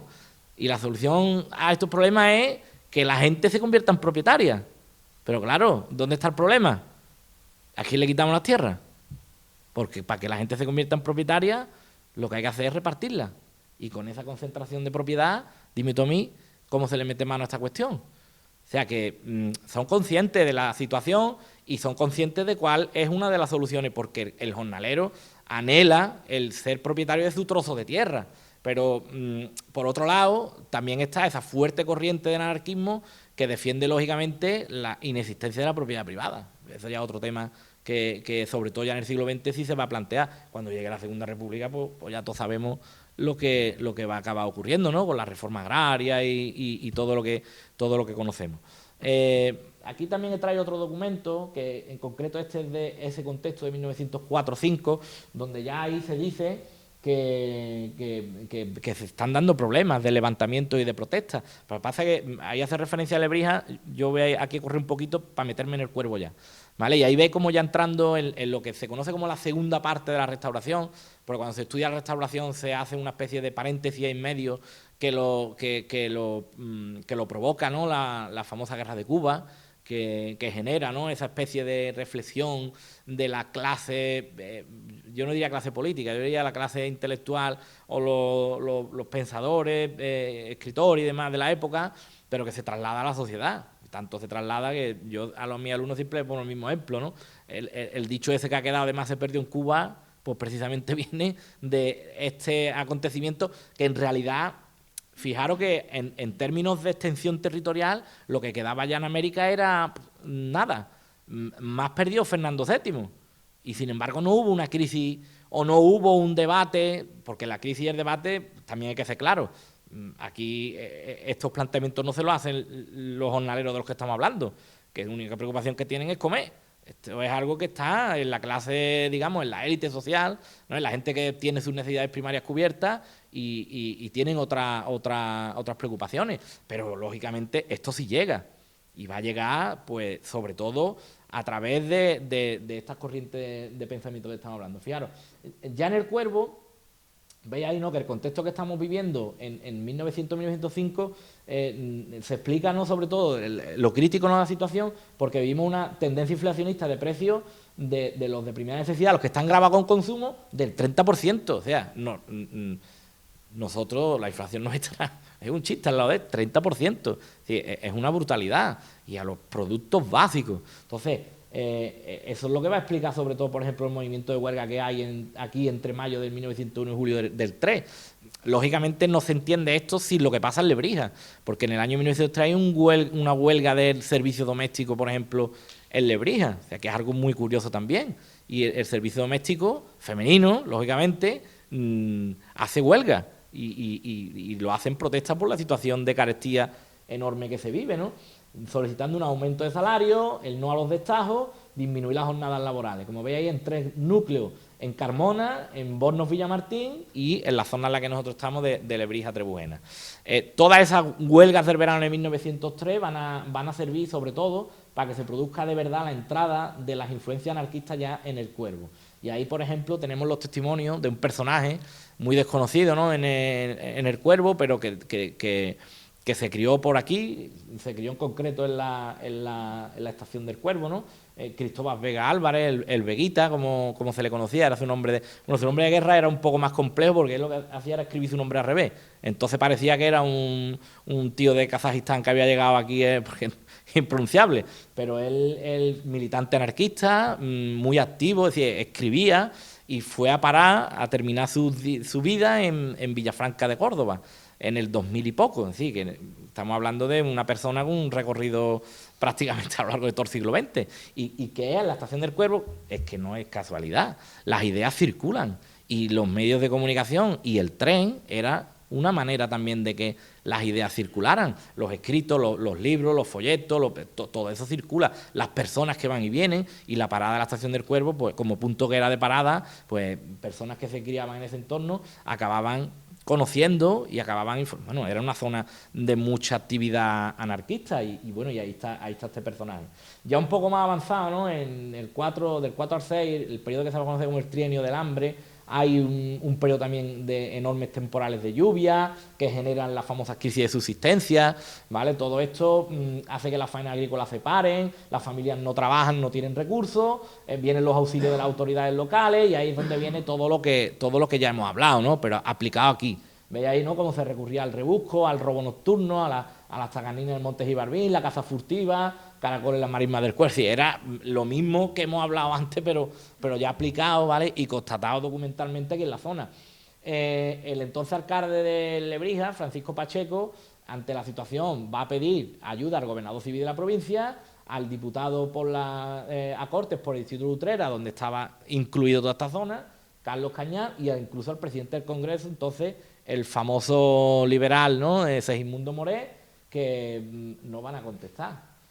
Las respuestas en la salida de la población de la sociedad son las típicas, ¿no? Las que ya conocemos. La conclusión que nosotros podemos establecer para este periodo, veis aquí, dice, la condición de los campesinos cuerveños en el año 5 empeoró enormemente y todo esto pues va a quedar reflejado en las alusiones que se le hacen en la prensa, ¿no? A esta situación. Este es Cristóbal Álvarez Vega, ¿no? O Vega Álvarez, siempre me lío con los apellidos. Y he buscado una foto de la Estación del Cuervo, pues no es evidentemente de la época, pero bueno, sí nos hace una idea pues a conocer algo que ya no existe, ¿no? Este edificio ya lo tiraron y algo que no existe, pero bueno, ahí está el personaje y es algo que todavía creo que tenemos que rescatar para el Cuervo. Bien, siguiendo la documentación que encontramos en archivos, pues presenta esto, por ejemplo, ya en 1910, en las actas capitulares del Ayuntamiento de Lebrija, como veis ahí, ¿no? Donde en sesión ordinaria de 16 de abril de 1910, en el punto 13, hay noticias de accidentes ocurridos en el campo, pero ahí el concepto que utilizan en concreto son pendencias. Yo cuando lo leí no sabía qué era, pendencia. Me fui al diccionario, busqué y sinónimo de como trifurca, pelea, ¿no? Hay movida. Especialmente en el paraje, como veis ahí aparece escrito, paraje del Cuervo. Se le solicita información al alcalde de barrio. La primera vez que se nombra un alcalde de barrio expresamente para el Cuervo, hace 4 años más tarde, ahí aparece como alcalde de barrio, pero incluía el Cuervo y otra zona. En el 14 es cuando por primera vez se le asigna a una persona solo la zona del Cuervo. Vamos a verlo el Francisco Bascuñana García, primer alcalde de barrio del Cuervo, ¿no? En 1914. Pero ahí estáis viendo ya otro ejemplo, ¿no? de que eso me está indicando, ¿no? que están pasando cosas, que la conflictividad está ahí, que esa movilidad, ese movimiento está ahí. Esto que he puesto aquí un poco hace referencia también a esa idea que hemos visto antes de la interconexión de zonas, ¿no? Dice, la mejor organización del movimiento campesino anarquista lebrijano no era un caso aislado, sino un fenómeno que se observa en localidades próximas a Lebrija. En abril del 14 se celebró el primer congreso en Jerez de la Frontera de la Federación de Agricultores de Cádiz, con asistencia de uniones locales de los barrios Bosque, Prado de Rey, Grazalema, Patena de la Ribera, Medina y Sidonia, San Lucas, Jerez y Lebrija. ¿Sabéis? El único pueblo de la provincia de Sevilla. Es que no tenemos que romper con esa idea de la zona. Yo siempre me acuerdo porque en una vez de la choza cuando Manolo Castaño hablaba de la geografía del cante y decía, vamos a olvidarnos de las líneas de los términos y de las provincias y vamos a pensar, claro, y es que aquí pasa igual, es que aquí la gente se mueve por donde se dan las relaciones. Y Sevilla es una provincia que se crea, como todas las de España, administrativamente en 1833, pero que lógicamente hace que nosotros tenemos más relación con Jerez y la Sierra de Cádiz. Es que no tenemos que explicarlo porque es lo que vivimos también nosotros, que con el resto de la provincia de Sevilla. Es que a nosotros nos resulta prácticamente algo completamente ajeno la parte norte de la provincia de Sevilla. Y eso es lo que explica esto que me está diciendo aquí, ¿no? Fruto de esta coordinación comarcal de las uniones locales anarquistas es la huelga de los campesinos en el verano del año 14, que se organizó simultáneamente en Jerez, Prado del Rey, Espera, Villamartín, Borno, Lebrija y otros pueblos. Se reivindicaba entonces el no a los destados y el salario de 2 pesetas. O sea, una organización de una huelga simultánea. O sea, el nivel de organización es más que evidente, ¿eh? No es algo aislado, puntual en un pueblo, no. Hay una organización ahí y todo eso es lo que me está hablando a mí de sociabilidad, de politización, de todo lo que hemos visto antes. Y sobre todo algo muy importante que va a pasar, que es lo que se conoce como los procesos de democratización. O sea, la sociedad conoce la democracia antes que la política. Cuando digo de la política me refiero a los partidos de la política oficialista. ¿Vale? Que una cosa es el concepto de democracia formal, ¿no? Que son las instituciones, y otra cosa son las prácticas democráticas internas que se hacen y funcionan en estos colectivos. ¿Vale? Eso requiere un aprendizaje y una cultura y una pedagogía, y eso es lo que estamos viendo aquí. Después vamos a hablar un poquito vamos a terminar hablando de los Ateneos. Entonces, vamos a avanzar, correr un poquito. Aquí tenéis el nombramiento del primer alcalde de Barrio del Cuervo, ¿vale? José Bascuñana García, el 14 de enero de 1914, debería tener por lo menos una calle, ¿no? Por ser primero.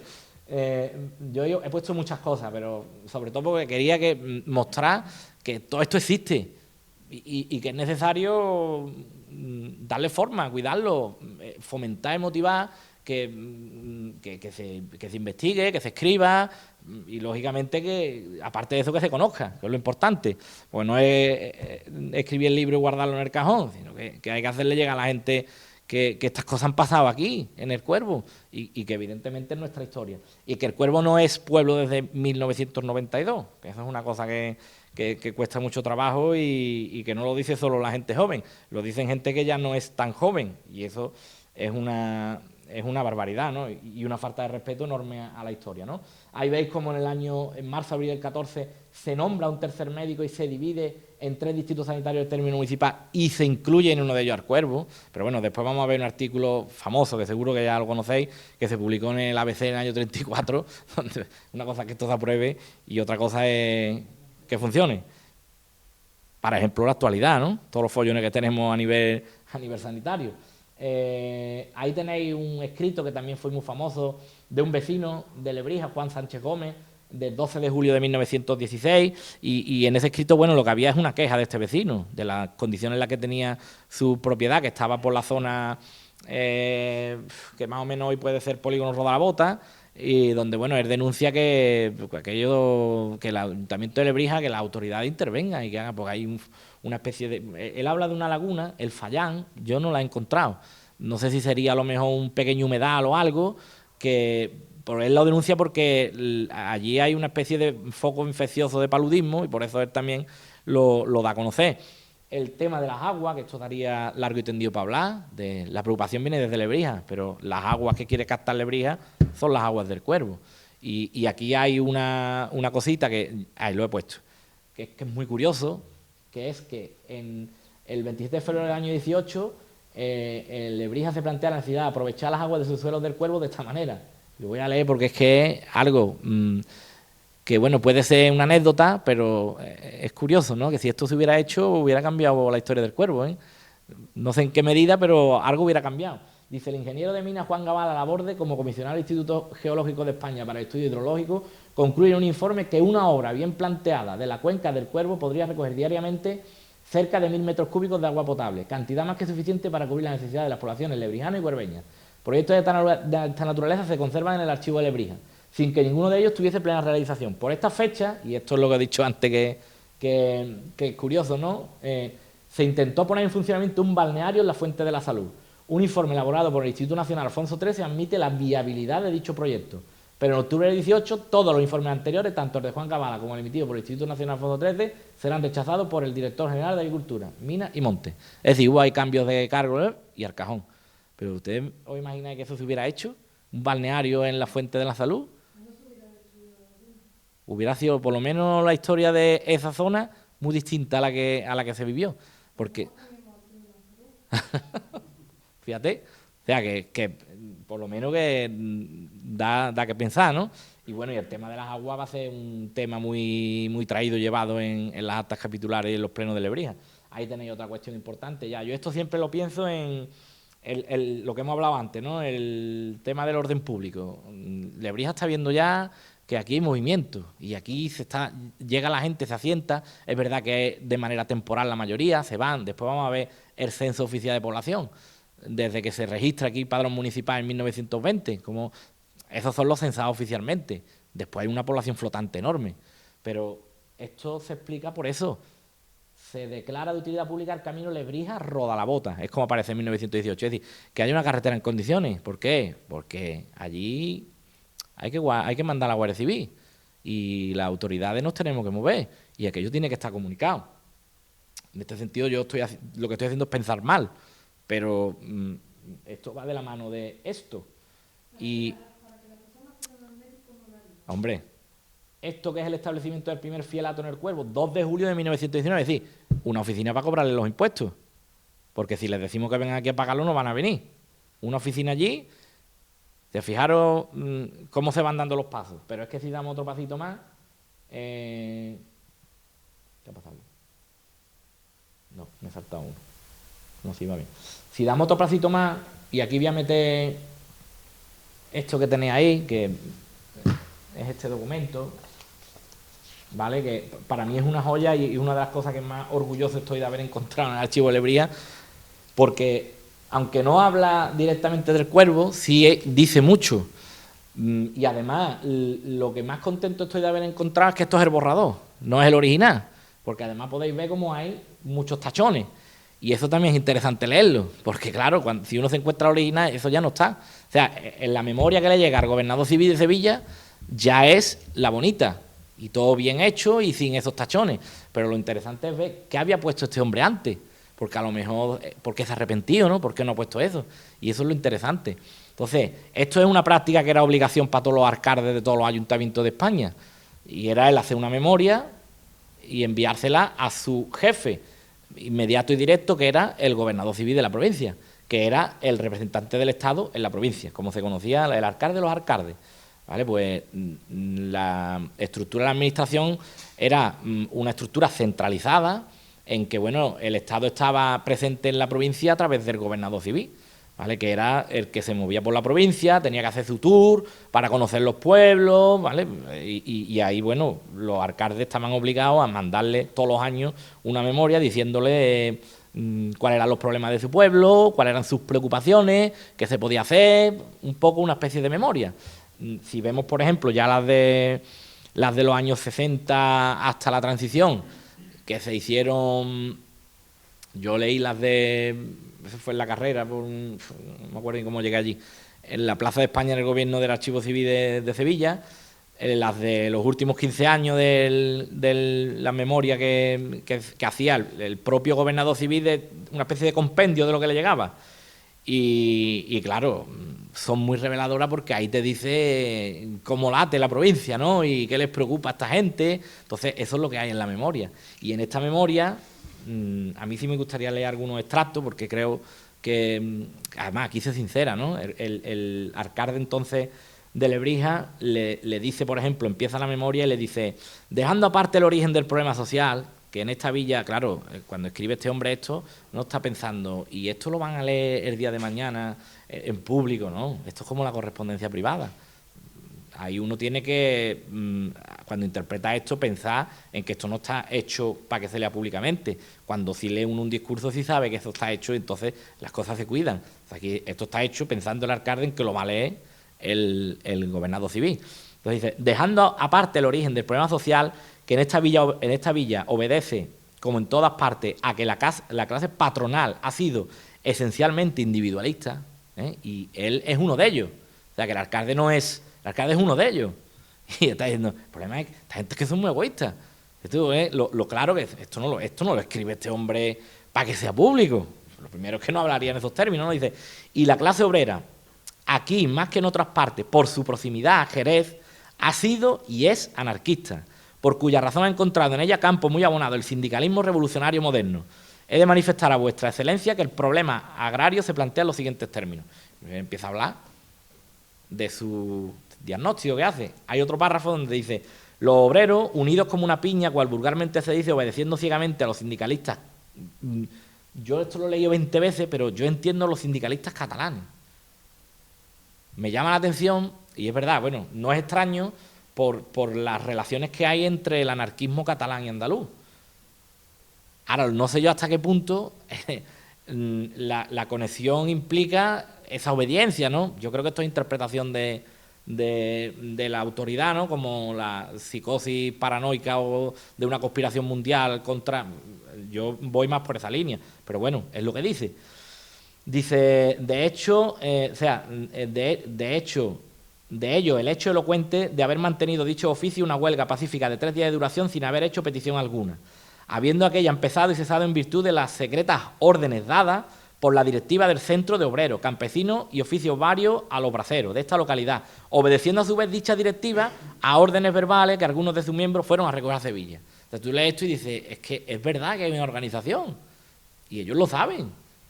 Hay una perfecta organización en la que hay unas conexiones que, bueno, que este aquí en su sueño piensa que también, no lo sé, probablemente hubiera una especie de federación, pero bueno, eso no va a llevar a que se den las órdenes desde Cataluña, pero sí es verdad que el anarquismo catalán y andaluz tuvieron mucha fuerza. En otro punto, por aquí yo tenía marcado también, cuando va terminando, dice, en una palabra, el estado actual del problema social en esta villa es el siguiente, y en el segundo punto dice, la clase patronal se apresta a la lucha, estando dispuesta a proporcionar a los obreros tierras en venta o renta previa a la parcelación de las grandes extensiones del terreno que hoy se encuentran repartidos entre muy pocos propietarios. El término son 40.291 hectáreas, de ellas 9.600 son marismas y solo existen 1.430 contribuyentes por rústica, siendo el censo oficial de 11.506 habitantes. Aquí está diciendo que hay que repartir, o sea, él va en esa línea. Dice, el problema agrario no obedece a la falta de jornales ni a sobra de brazos, sino al hecho de no ser propietario más que el reducido número que ya indicado queda. ¿Más claro? Imposible. Y encima dice, y esta es la solución, para frenar el sindicalismo y el anarquismo, constitución de un sindicato mixto de patronos y obreros. Hay que convencer a dicho obrero por medio de obras y no de palabras, de lo conveniente que es a los mismos desertar de la fila sindicalista. Y ahí tenéis eso, ¿vale? He sacado el extracto donde dice lo que acabamos de leer. Curiosamente, esto es de abril, pues el 10 de mayo de 1919 se quiere celebrar el Sindicato Agrícola Mixto Católico de Patronos y Obreros. O sea, es buscar frenar el avance y la fuerza del anarquismo con una fórmula que no era inédita, ¿vale? Que esto es algo que se hace en toda España, esto es este sindicalismo mixto, como dice ahí, ¿no? De intentar que esto es lo que va a heredar el fascismo. La idea del sindicato vertical es otra cosa, no es tampoco un invento, ¿vale? Y aquí lo que se busca precisamente es frenar, ¿no? Ese empuje que está teniendo el anarquismo y decirle al obrero, escucha, cuidado, que es que cambiaros aquí, que aquí vaya a tener más ventajas, que vaya a estar con los propietarios, los grandes propietarios, y vaya a tener lo que necesitáis. Es más, es que incluso llega a hablar aquí de algo que no es lo que popularmente se piensa que ocurre con las marismas de Lebrija, ¿no? Que toda la planificación y todo surge en los años 50, 60 y sobre todo ya más adelante, ¿no? Y ahí, aquí, fijaros cuando dice, si llega a ser un hecho como es de esperar la desecación de las marismas de este término, cuyo proyecto está ya terminado y en ejecución, de cuya obra han de ser ocupados unos 300 obreros diarios de esta villa, o sea, que la idea estaba ahí ya. Otra cosa es que se llevara a la práctica, pero la idea, ¿no? Está ahí y existe. Y esto es, bueno, hemos leído muy poquito, pero es un documento que a mí me parece una maravilla, ¿no? Lo tenía hecho ahí y lo he leído del otro documento. Un poquito más para adelante, ¿no? Vale, Juan. En el año 21 veis ahí que se habla otra vez de la cuestión sanitaria y se aprueba que 2 médicos titulares pasen regularmente consulta en el Cuervo. Si seguimos avanzando, ¿no?, en este contexto, veis ahí que hay una petición de aumento de las fuerzas de la Guardia Civil. Y para decirle al gobernador civil, mándame más guardias civiles, se le da un dato que no es real, porque se le dice que hay literalmente, ¿no?, dice, una población del Cuervo roda la bota con más de 1000 vecinos. Y esto que tenéis ahí es el censo de población, 1920, 69. Por mucha gente que hubiera de población flotante, 1000 personas no había. Es todo. Hombre, diseminado. Cuenta lo que hoy es el Cuervo. Entiéndase que, claro, lo que está metido ya para la Sierra de Cádiz, aquello no es... O sea, para la Sierra de Cádiz me refiero, para allá para Ibarbín y eso no es término municipal del Vía. Matapar, de todo aquello que desde finales del siglo XIX ya se venía moviendo la gente allí, pero ahí también hay tira y afloja entre Jerez y Lebrija. Pero esto es censo oficial de población, o sea, padrón, esto es el padrón municipal. Y como veis, 69 personas, que habría más población flotante, seguro, pero 1000, claro, si tú pides, pues el problema lo engorda, ¿no? Digo, es que aquí hay 1000 personas. Yo necesito más guardias civiles. Y ahí se ve perfectamente, ¿no? Como esa petición de guardias civiles del año 19 se complementa con la construcción de una casa cuartel en 1920-22. Todo va, ¿no? El camino, ¿no?, la carretera, el fielato, el cuartel de la Guardia Civil. O sea, hay una evidente preocupación por el orden público. Y es que en el año 29 viene la parroquia, sí, los poderes fácticos.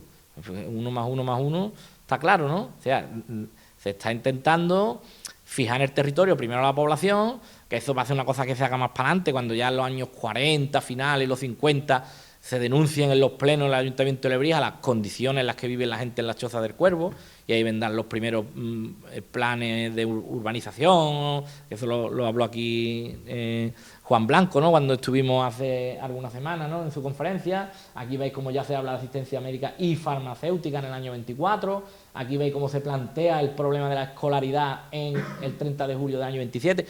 Ya aquí estamos en la dictadura de Primo de Rivera, ¿no? Pero bueno, vamos en esa proyección en todo lo que está ocurriendo en el contexto del Cuervo. Aquí hay una queja directa de un vecino, también en la línea de lo que hablábamos con el anterior, ¿no? Se queja de que, bueno, de que no se le respeta su propiedad. Y evidentemente es que la gente que está llegando aquí se está asentando donde buenamente puede. Y ahí tenemos que recordar, ¿no?, cómo se van a establecer esas chozas en lo que hoy es la calle La Palma, ¿no? Es decir, la ordenación del territorio es anárquica, no hay orden. El orden es el que la gente más o menos medianamente va estableciendo. Por eso en los años 40 y 50 el ayuntamiento es que tenemos que intervenir. Pero claro, aquí una queja ya de un propietario que dice, bueno, es que vienen y se meten en mi propiedad.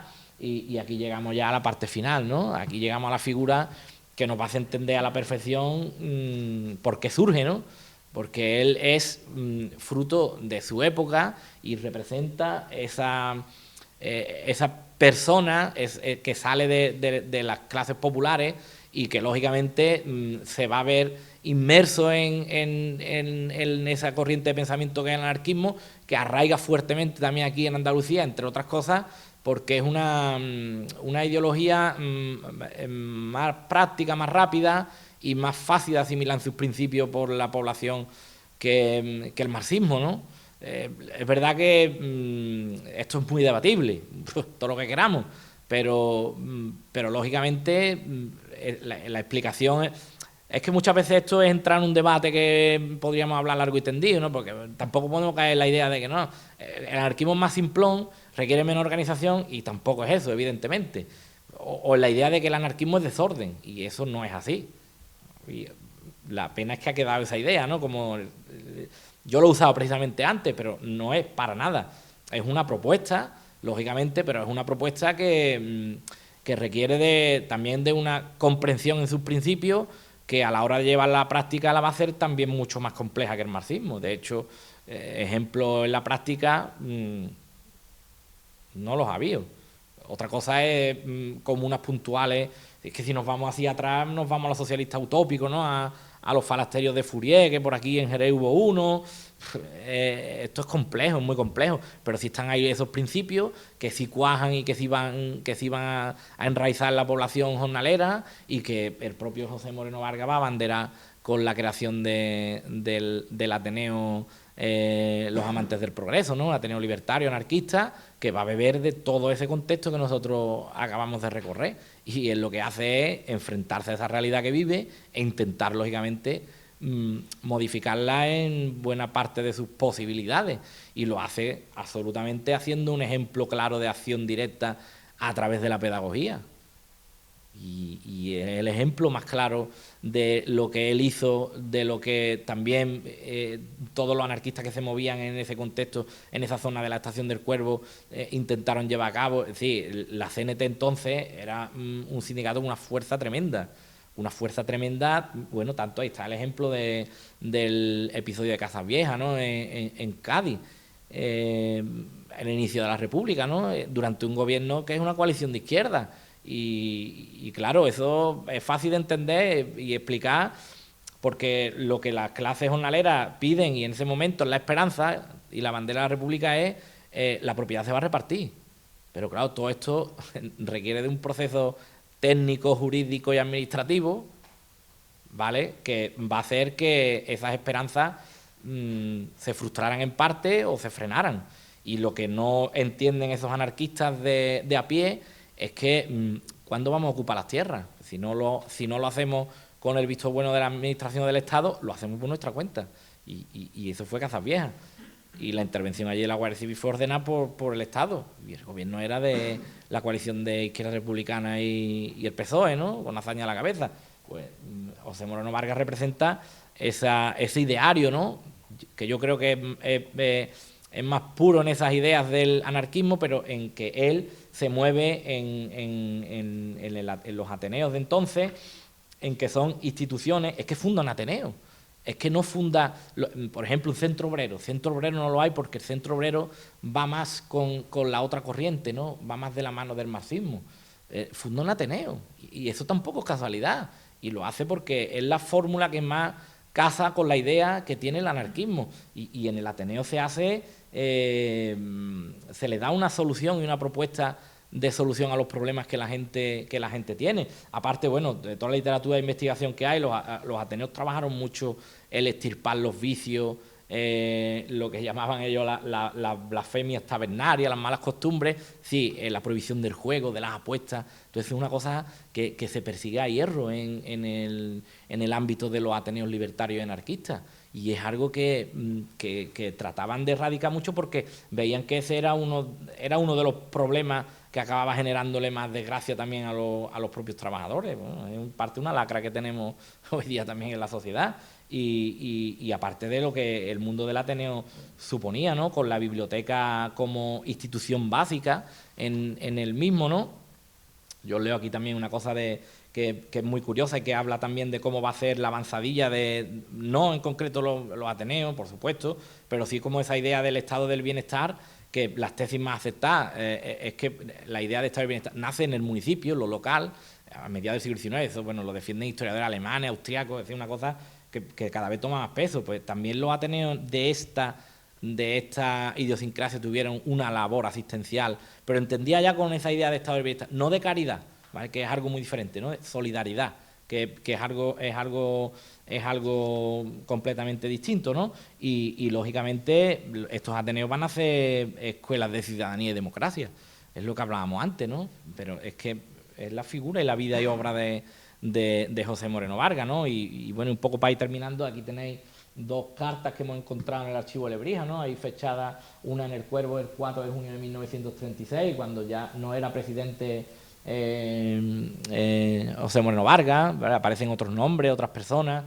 Allí tenéis otra, y estas son cartas solicitándole a la autoridad competente entonces, al gobierno civil, la celebración, a través de los ayuntamientos, la celebración de reuniones, asambleas, etcétera. Curiosamente, estas dos solicitudes fueron denegadas, pero como veis, existía ese movimiento, esa vida, y existía ese interés. Y aquí tenéis un poco ampliado, ¿no? Asociación Internacional del Trabajo, CNT, Ateneo Cultural Los Amantes del Progreso, El Cuervo. Ahí firmaba José Toro, que era presidente entonces del Ateneo, El Cuervo, 29 de marzo de 1936. Sí, que eso pasó y eso fue real y hay que entenderlo en ese contexto. Y se me quedaba esto por detrás. Es que, me parece una joya, ¿no? Y yo cada vez estoy más convencido de que la mano de José Moreno Vargas estaba detrás de eso. No sé si la única, pero seguro que la suya, entre algunas, estuvo detrás de ese escrito. Pues ese escrito es una denuncia, un escrito colectivo que mandan al periódico ABC, que lo publica el ABC en enero del 34, y yo lo encontré, curiosamente, porque leí en las actas del pleno entonces del Ayuntamiento de Lebrija que hacían referencia a que había salido un escrito publicado denunciando las cosas, y el Ayuntamiento como diciendo, tenemos que mover fichas porque es que estamos quedando mal. Entonces, claro, me fui a la hemeroteca de ABC, lo busqué y efectivamente, y estaba esto. Y esto es una maravilla, porque es una denuncia con el alma completamente desnuda de las condiciones tan miserables que vivía la gente entonces en el Cuervo. Pues, fijaros, decía literalmente, no tenemos médicos, ni boticas, ni matronas, ni alumbrado público, ni cementerio. Para más de 300 niños solo hay una escuela mixta, con capacidad de 50 criaturas. Somos ciudadanos españoles y como tales contribuimos al sostenimiento del Estado. Se nos prometió mucho, pero los días pasan y nosotros estamos hartos de esperar. Reclamamos lo que es de justicia. No podemos consentir que cuando necesitamos un médico lo tengamos que buscar en Lebrija, a 8 kilómetros, además de pagarle 150 pesetas, cuando no podemos dar alimento a una parturienta, por ejemplo. No queremos que nuestros difuntos sean transportados en carros. Ansiamos el contacto con la civilización. Protestamos de que en la aldea haya hombres con 20 años que no han visto una bombilla eléctrica, ni una función de teatro, ni han escuchado una pieza musical. O sea, era una denuncia en toda regla y es la realidad, porque los otros son medidas que se aprueban en los plenos, que se harán o no se harán. Pero aquí estamos viendo una denuncia real de un grupo de vecinos y esto fue en el año 34. Es que yo veo eso y entiendo perfectamente el sentimiento de marginación de la segregación, completamente. Pero es que hay muchos ejemplos a lo largo del siglo XX, no es el único. O sea, que esto es lo que te empieza a decir. Si yo cambio arriba lo de somos ciudadanos españoles como tales, contribuimos al sostenimiento del Estado, cambio eso de españoles por lebrijanos, pues entiendo perfectamente eso de que hubiera gente que aquí, entonces, ya más adelante, ¿no?, los años 80, se sintiera menospreciado o marginado con respecto al que vivía en el núcleo de población matriz. Pero es que aquí lo mismo que están diciendo, dicen, nosotros también somos ciudadanos, ¿no? Esa reivindicación de la ciudadanía como conjunto de derechos. Y bueno, ahí veis ya más cosas que hemos hablado. Ya cuando se aprueba construir el grupo escolar en el Cuervo ya en plena república, ¿no?, el 30 de abril del año 32. Y bueno, y esto ya es lo que viene después, ¿no?, el golpe de Estado del 18 de julio del 36 y el documento que se conserva en el que se informa, ¿no?, y a la autoridad militar entonces para que se le dé busca y captura a José Moreno Vargas. Y ahí es donde se le culpa, bueno, hasta del mal tiempo, de absolutamente todas las desgracias y todo, y se le pinta como si uno no le hace el filtro previo a eso, pues piensa que bueno, que este hombre nació para hacer daño y ruina. Y evidentemente pues ahí lo que buscaban era eliminar a una persona, ¿no?, de la talla y de la relevancia social y política que era José Moreno Vargas. Bueno, pues no sé cuánto tiempo he echado, pero espero que por lo menos